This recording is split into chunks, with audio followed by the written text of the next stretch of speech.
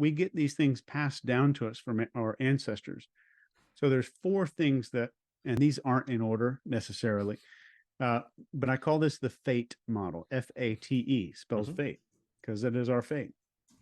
The first one is focus. And if you think of shifting perception, which is first, anything novelty creates human focus. It manufactures focus in human beings.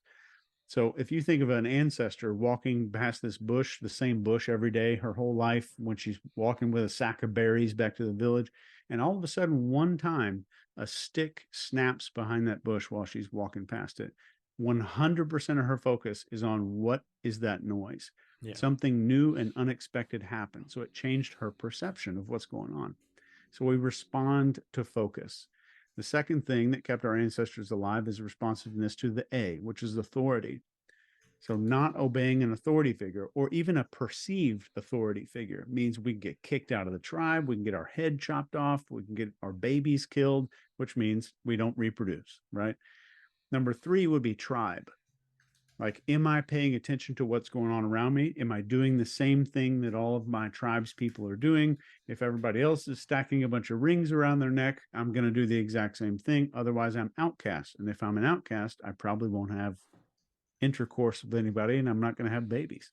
Conformity is extremely high in certain aspects that pride themselves on not being nonconformist. You look at a giant group of Harley Davidson bikers, it's extremely high. It's the same level of conformity as the dudes hanging out at the country club driving range. It's the same level of conformity, just in different ways. Yeah. So tribal conformity is super important. And the E on the fate model is emotion. So anything that we grow up in our lives experiencing emotion about, even touching a hot stove, our brain says that was an emotional event or I had some kind of pain or emotion there. I'm going to memorize what do I do and what do I not do. And if I can get you to focus, I can get you to think that I am a perceived authority figure. I can get you to think that other people are making the same decision that you are making, and I'm triggering your emotion. So scripts from your own life and saying, like, you've got emails before. Let's go back to the fishing Yeah. thing. You've got emails before. They've looked like this. You clicked on the link and it was absolutely fine. So that's an emotional script in your head. Hmm.